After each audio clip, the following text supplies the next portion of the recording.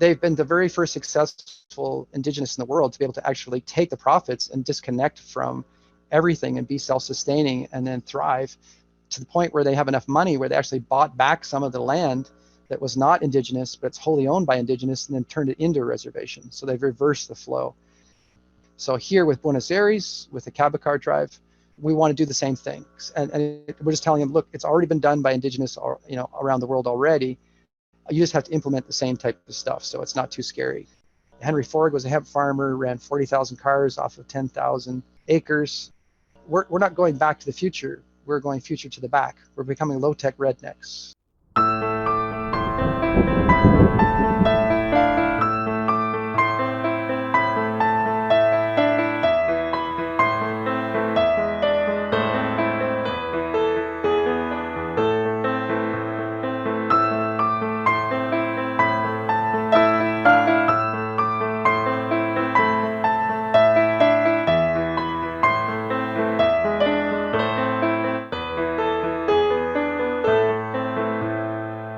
And good afternoon, everyone. Thank you for spending your valuable time right here with the Adapt 2030 channel. As always, trying to bring you the newest thoughts, ideas. Now, remember, over the last couple of years, I've been following the Hydrogen on Demand project with Tom Ross from Tesnick. And as we spoke about before, there was a full test project going on down in Costa Rica at the Hot Springs Valley area with Hydrogen on Demand with the dirt bikes and the dirt bike racing and this sort of thing. So I have somebody from down there that's on the ground right there that's going to give us an update. Got Drew with me. Now, this whole shift from technology has now turned into a bug out spot because they had an area in Chiripo, indigenous lands, that they were testing this because it was outside of what quote unquote government control. So this is such the interesting story on how people who are visiting now aren't even going to tourism. They're taking their money to set up new locations, but then we got this new technology and bring in hempoline. And I think this is going to be a great conversation. So just to try to frame it in reference here, we're talking about behemoth corporations trying to, again, stomp on emerging technologies.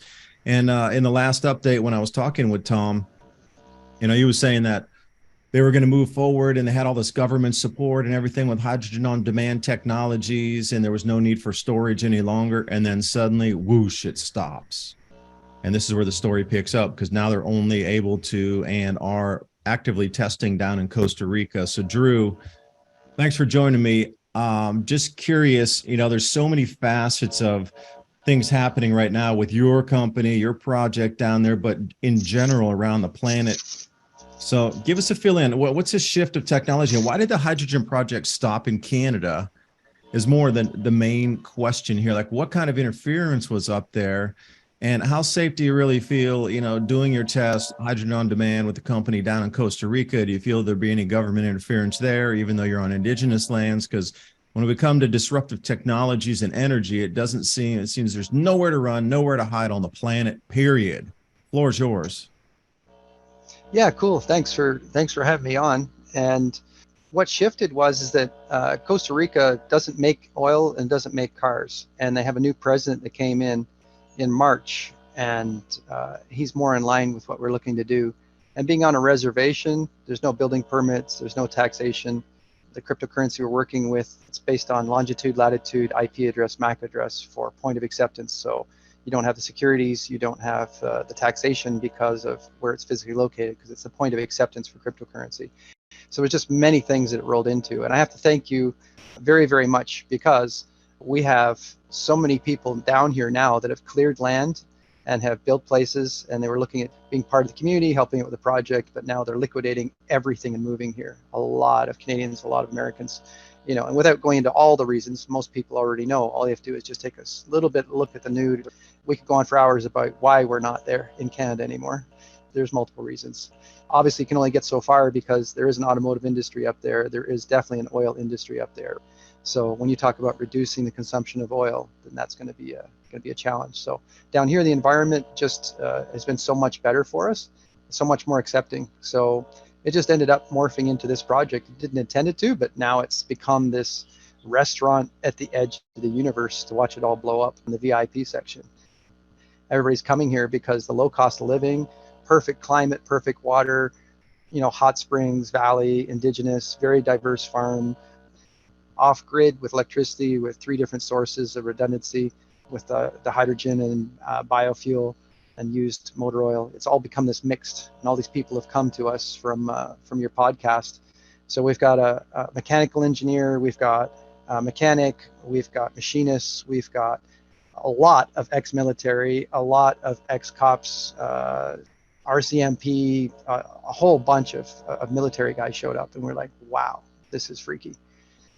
Healthcare professionals, a lot of people in the trades, all showing up. Everybody just kind of went, what are you doing down there? They came to visit, and then all of a sudden they're just like, wow.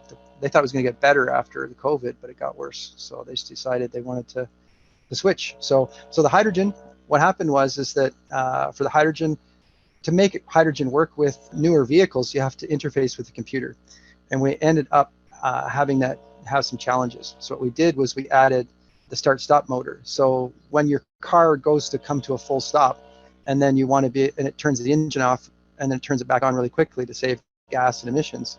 So that you can add a battery and a controller to, which we did. And it's the same controller and the same technology and the software that we built with the ASI controllers to be able to interface with that. So what happens is you turn into a mild hybrid. So every time you go to take off at a stoplight, the electric motor will come on, and then that will take care of the, what you need to take off. And you get regenerative braking, which gives you electricity to be able to run the hydrogen reactor to create the hydrogen oxygen. And the hydrogen oxygen is just a catalyst to take you from like 60% to over 80% fuel efficiency. What it does is it takes you like regular fuel to like premium fuel, in fact, way beyond that. So that's what, and it cleans up your emissions quite a bit. So we have all the testing here in Costa Rica with the government on multiple cars to show all that stuff and fleets of vehicles down here. The next thing we wanted to do was we wanted to go for a 10x reduction. So that's where we are now. So 10 times less. So equivalent to 50 cents a gallon. So how we do that is we reduce the volume of fuel by using the hydrogen and oxygen to be able to get more of the fuel to actually burn to get higher efficiency. So right there, there's a 50%.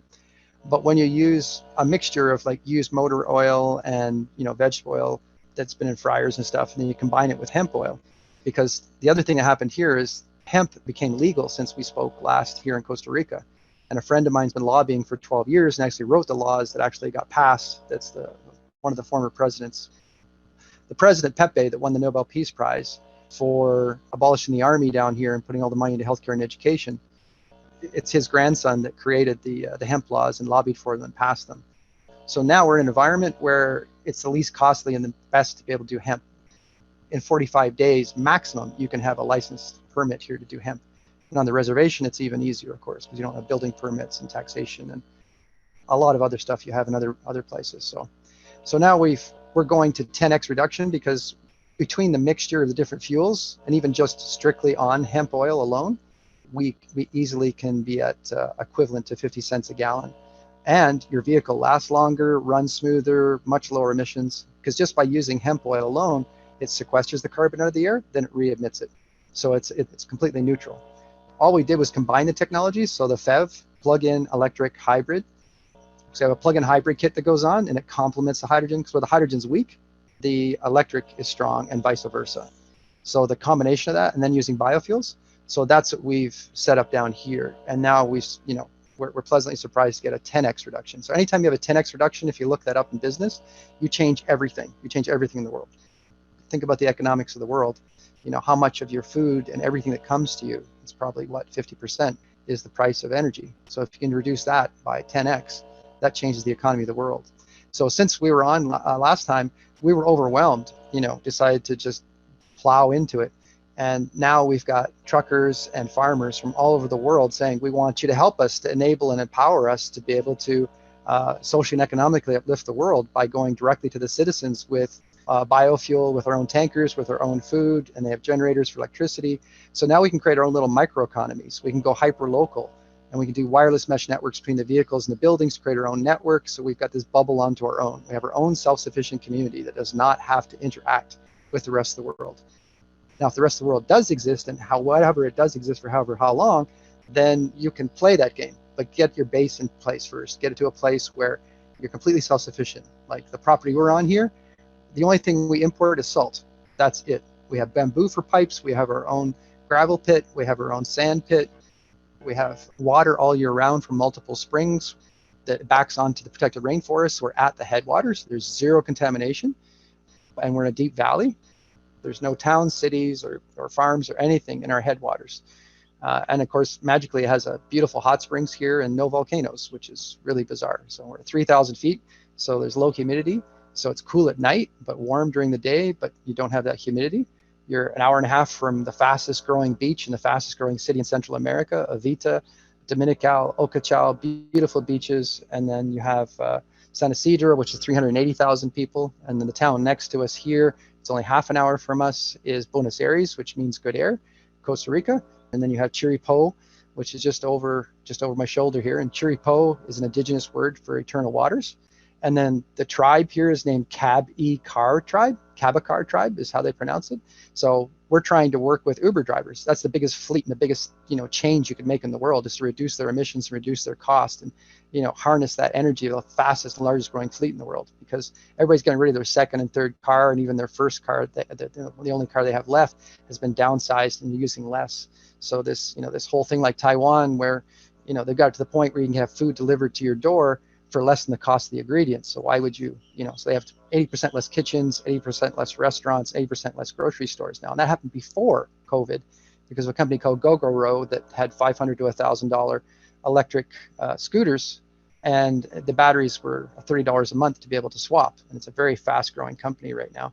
So we just took that model and merged it, best of breed, best of fit, with what we're doing here. So we swap batteries on vehicles too. And the trouble is they have to swap out those batteries, and batteries are going to be hard to get and getting more expensive. So we just have a little hydrogen biofuel generator that's in there with a much smaller battery with a little capacitor. And then that makes it so they don't have to swap batteries out all day long, or have a facility with all the batteries and all the heat and all the dangers of batteries type stuff. So basically, we've just taken everything, put it all together, and we have all these people join us. The MIT of Central America, Earth University, which is one of the best permaculture universities in the world. We've got students from there that have graduated, that have joined our project. We have people here from every major tech company in the world, whether it be Google or whether it be Tesla or anything type stuff. There's high-level people that have just bugged out and said they've had enough of what's going on and wanted something better.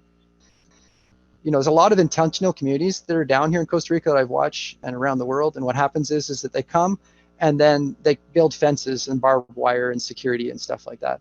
So at the end of the day, I figure it was better. The guy that won the Nobel Peace Prize here, the president, put all the money in healthcare and education, is to go, how do we help these people to be able to get what they want, so that there's an interdependency, so that we're part of the community. They're getting benefits. There's people coming here for tourism and then coming to buy and to stay, and their first right of refusal to anything we do down here goes to anybody here on the reservation and locally. And they've had the same challenge here they do with Canada. There's a place called Georgina Island, and Georgina Island successfully got rid of the education, got rid of the police, got rid of a lot of things, then monetized honey and a few other things. They've been the very first successful indigenous in the world to be able to actually take the profits and disconnect from everything and be self-sustaining and then thrive, to the point where they have enough money where they actually bought back some of the land that was not indigenous, but it's wholly owned by indigenous, and then turned it into a reservation. So they've reversed the flow. So here with Buenos Aires, with the Kabacar tribe, we want to do the same thing. And we're just telling them, look, it's already been done by indigenous, around the world already. You just have to implement the same type of stuff, so it's not too scary. Let's create some economic development here that works, that's good for the environment, good for you guys, that works for you guys, so you can go buy back your land. And then, cater to the people that are coming here. It's 48 cents a kilowatt hour for electricity out here at the beach, and it's intermittent. So having generators and turning your vehicle into a generator, that's another benefit. Obviously, when we put the FEV, plug-in electric hybrid system, where it's the alternator with a battery with a controller, what happens is it reverses. So you can actually use it as a generator, like these, the Ford F-150s being used at job sites to be able to be used for electricity for the job site. So your vehicle instantly has another value proposition. There's another cost benefit, which is to be able to actually have your vehicle is a generator, not just a backup generator. It's decent enough you could run your house easily. And with biofuel and the hydrogen, then you can run it very cost effectively, very environmentally friendly for a very long time. And you can source your fuel locally, which is going to be very important with the geopolitics that are happening today. a long explanation, but that's a little bit of an update. Well, we like long explanations, and talking about all the problems you had up in Canada and the pushback against the industries that are so entrenched across the planet, for the dailies on our lives. And you mentioned all these high level people, and it's almost like they're coming down to watch you in terms of, you got to think about how many are, moles or infiltrators into the program to try to keep an eye on you, because you've made so many waves so far in a dangerous area of the world where so many have gone before and never come back. You look how many free energy devices and inventors of those. Now, keep in mind that, biodiesel cars or diesel vehicles are quite different from gasoline vehicles for those of you in the US, mainly gasoline in the US, but across the world, it's the opposite. Almost every car is a diesel vehicle. There's twofold that I would consider from this here. First, it's on indigenous lands, and with part of the Costa Rican government being part of the World Economic Forum, what is it when they get the orders to say, all right, get everybody out of there and take the land back? What's going to prevent that? Because we're seeing huge agitations and indigenous trampling happening in Brazil at the moment. And if you look at the tear gas being thrown around there and the battles raging between the indigenous having their land reconfiscated and reappropriated by the Brazilian government as we speak today. I mean, you can look over Twitter, all these raging battles going on down there. It's the same thing. Well, Brazil has been given the order, all right, remove everybody off the land, and we're going to take that land back for some reason. And what's to stop the Costa Rican government from doing the exact same thing? I mean, you got a handful of people up there, and an hour and a half away on a drive is easily one car. You could get up to that location from the beach in one single tank of gasoline. Like, how do you protect yourself from that? And then the second point on that, growing the hemp. But we saw John Kerry this week come out and say that we have to stop nitrogen emissions across the planet. And also CO2 is such a driver of, they said specifically 33% of all emissions. Now there's that stamp again of 33 across the news articles when it's an approved, movement forward from hierarchies in society. So 33% of all global emissions are from agriculture now. So there's a full-on onslaught to now reduce American farm output, and actually Kerry said it, confiscate will be a possibility of American farms like they were doing over in the Europe. We've already seen it happen. These Dutch farmers, you knew it wasn't going to stop there. It is never going to stop. So what's to stop the Costa Rican government from saying, all right, you're growing hemp. Oh, it's too much nitrogen emissions. It's too much this, is too much that. We got to abide by the global policies set forth by some unelected body, and now you need to stop your project. Because hemp down here, I should say up here compared to where you are, compared to Canada, in the United States, hemp you can grow it as a crop. But I'll tell you from experience here in Tennessee, you have to sign a paper that it gives no-knock warrant, 24-hour access, not only to your land where you're growing the hemp, but to your home on your land. Now, these are the types of things that I think are unacceptable. If you're going to grow a crop, they don't require the same thing for corn to go into the ethanol plants. But if you're growing hemp for oils, what point do you come away from taking too much market share out of the local hands of oil companies there? You're going to reach some max point of production, and you've already stepped on a toe or two, and then there's going to be some repercussions.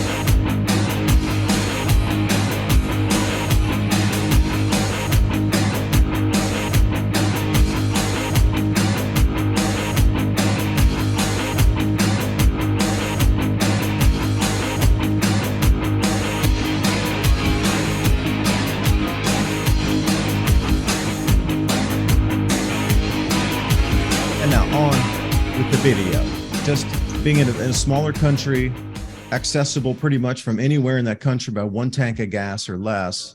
Like, well, how are you protecting yourself from some of these things? Because you mentioned all these huge players. They're not there, in my opinion, most of them, or you could say some of them, to really join you. They're there to watch you and see what kind of progress you're making on this thing. So I see, different layers and different levels of this all spinning in concert together. No, that's good. So basically, the new president of Costa Rica that came in March, he got kicked out of the World Economic Forum.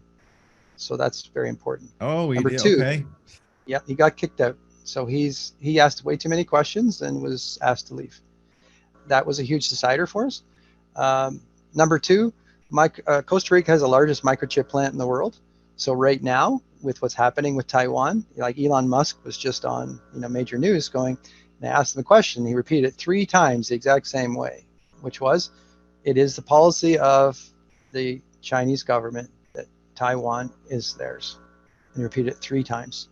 And he quoted The Princess Bride, which was, I'm not here for power. I'm not here for money. And of course, he left it to you to look up what that means. The interpretation most people come to is revenge. So it's what most people see today is that you have a civil war of the elites. There's a huge power struggle going on. So Costa Rica also has pledged to be able to become part of the BRICS. And since Israel and Saudi Arabia just recently did, and now Germany's in talk because they didn't like the pipeline thing. So we could go on for hours. But the bottom line is, you and I both know the BRICS and the yen right now are running the table. There's more people, more GDP, more arms with Russia and China getting together. And then, Xi Jinping's doing his little tour of the world, victory tour of pulling all these people together. So, it's no different than Rome. You were very successful because you're a military, and then you got too many bases and too much debt, and then it imploded. So everything has its time. This is not about your team, my country, whatever.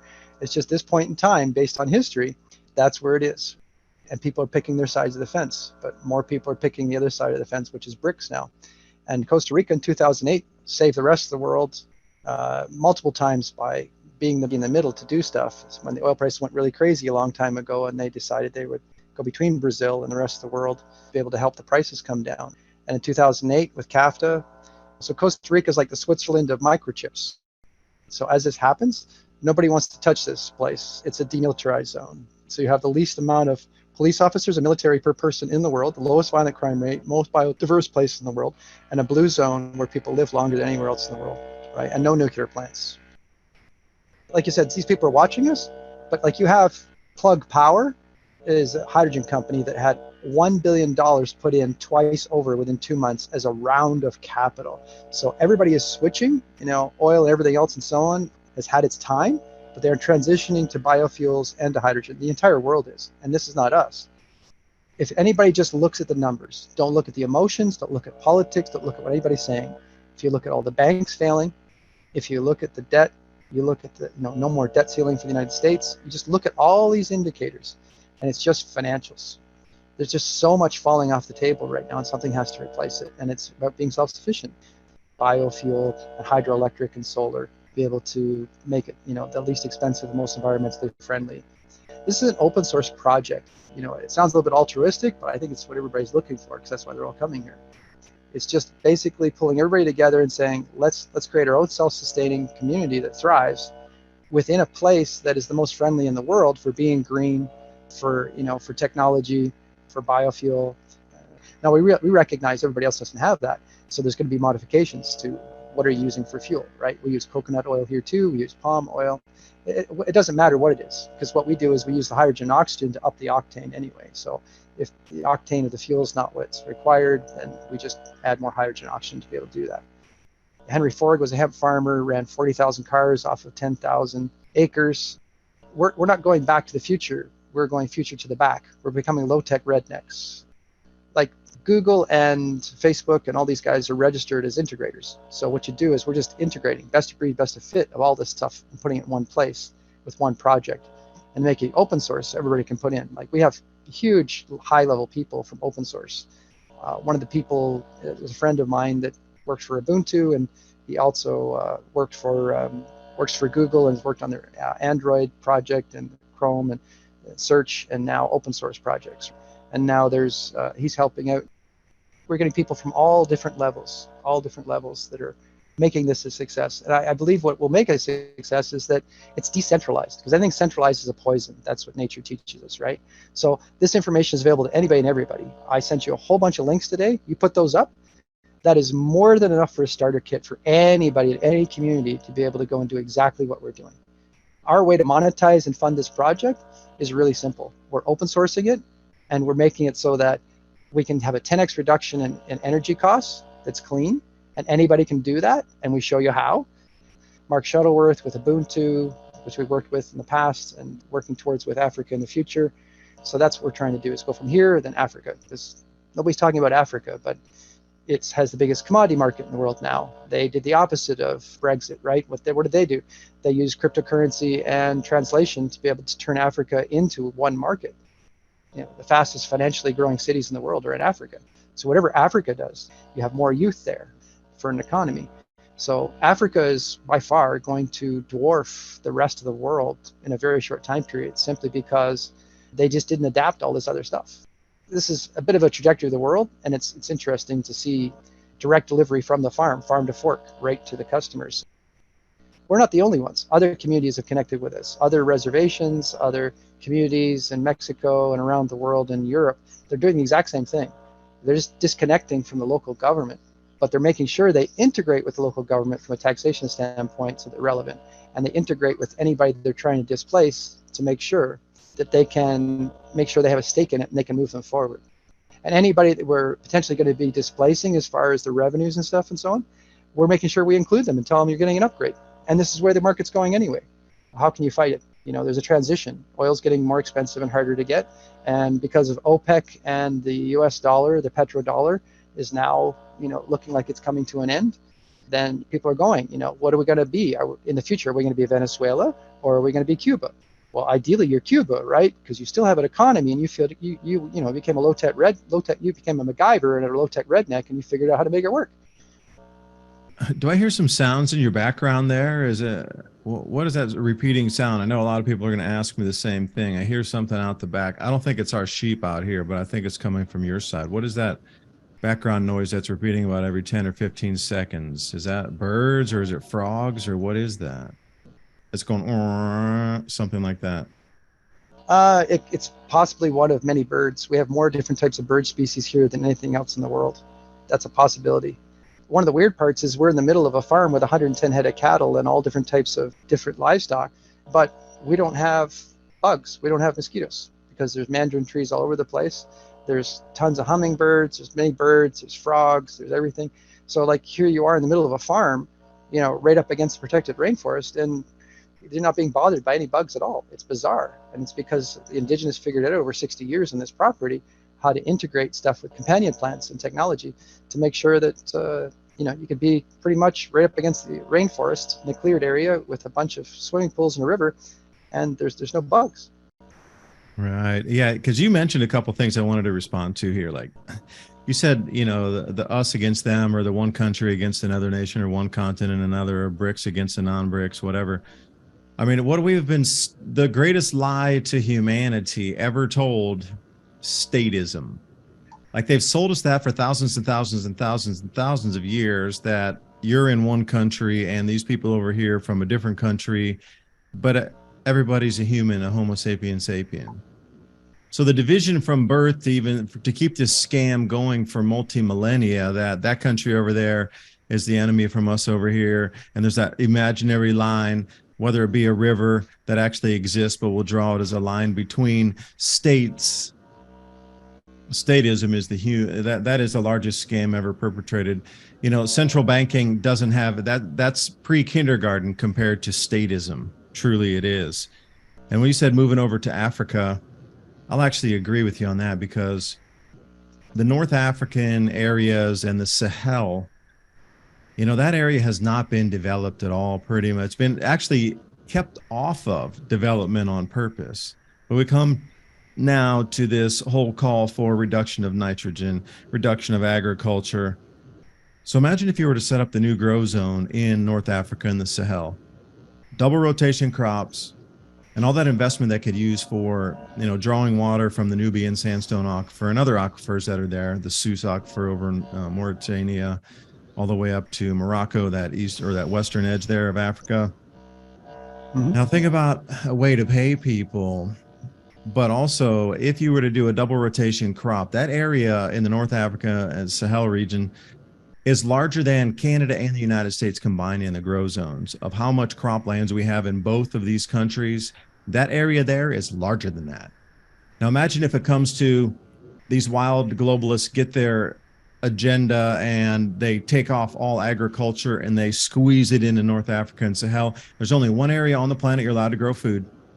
There's only one area you're allowed to export it from, and it's all controlled through carbon taxes, universal basic income / central bank digital currency. There's a niche within that niche there, because in the initial build out, how are you going to have some sort of stable coin that's used across the planet that I don't care where a worker you come from, any 200 countries to go there, that same payment system is good wherever you return to in 200 different countries. So something significant's happening in Africa as we speak. Like this whole shift with the Western nations being firewalled off from the rest of the planet. Like you hit a really good point there.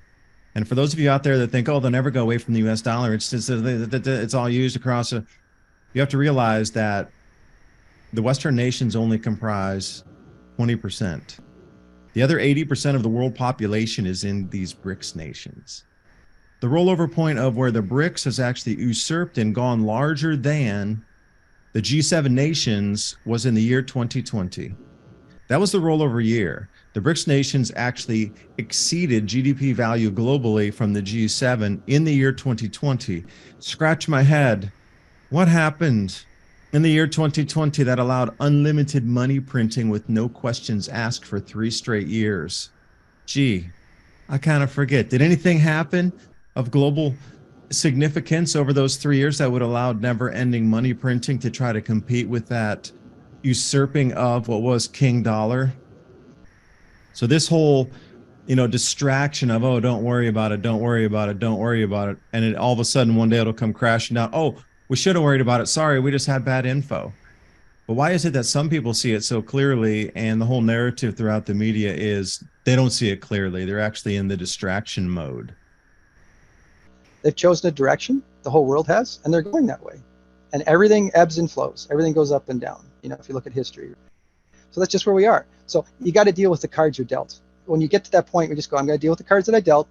And the people that get this, that want to be able to work through this, even people that have had challenges with some of the things that they've done and want to undo them, there are ways if you look hard enough to be able to do that. So if you go looking in history, there was hemp for victory during the war in the United States. They printed the US dollar on hemp. You could pay your taxes in hemp. It was mandatory. And you were told as a farmer, you had to make so much hemp per farm. If you want to be able to look at where things are going today, just look at what happened in the past. We're going exactly the same. The roaring 20s and then the dirty 30s. And today, if you look at the numbers, just the pure numbers, and that's what you're brilliant about. That's why, Greg Braden and, other people like Sid Goldberg, that works at Gaia as one of the producers there type stuff that I introduced you to, right? Everybody's starting to look at you now because they're like, hey, let's get rid of all this he said, she said, and all this emotions, and let's just look at the numbers, because this is getting very serious, right?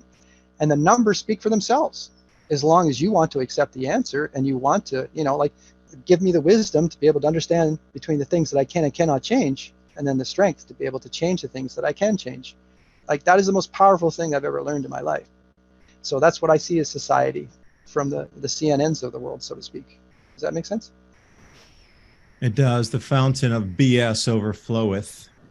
And, talking about resources left, I had a very similar conversation with somebody. So you're focusing on the automobiles and the population decline across the planet.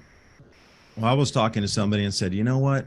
I'm thinking about buying a portable Wood-Mizer LT15 sawmill so I could, scrap up my own lumber.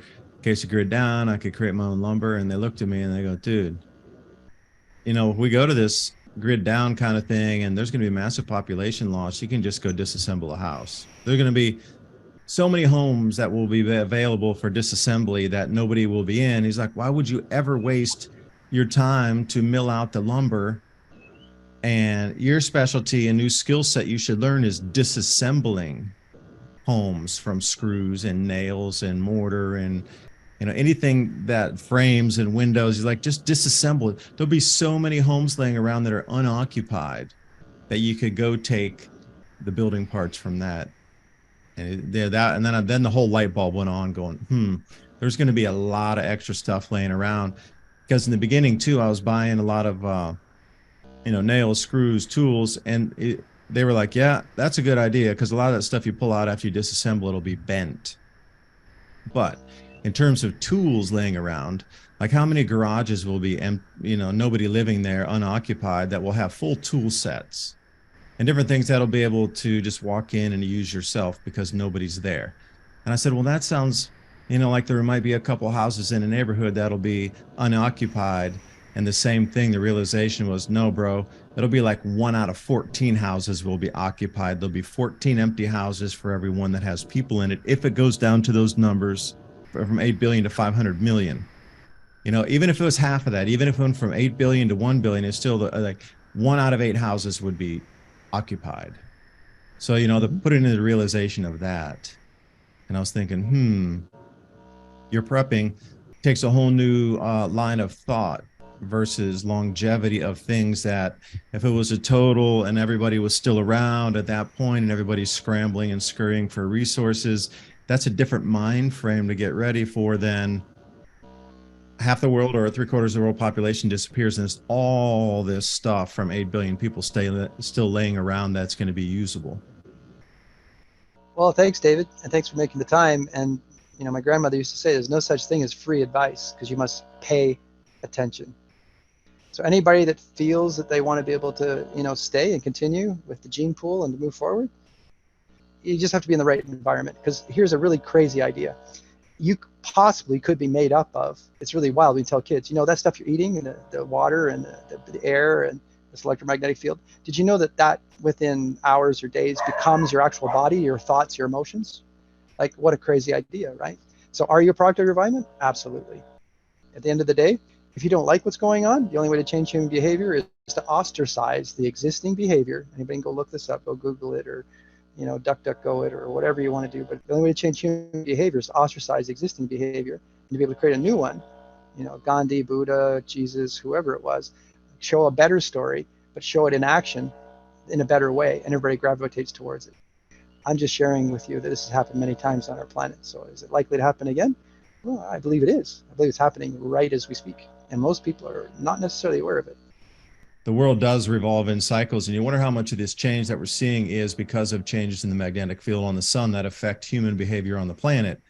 And being cyclical, like the sun's magnetic field increases and decreases, well, what you talked about, dragging them out of the capital or out of the castle or the capital, or redistributing the wealth, and then that holds state for a while, and then that cycle restarts all over again. I'm really wondering how much of it's affected by magnetic fields in the hemispheres of our brain that are a microcosm of the larger solar system itself.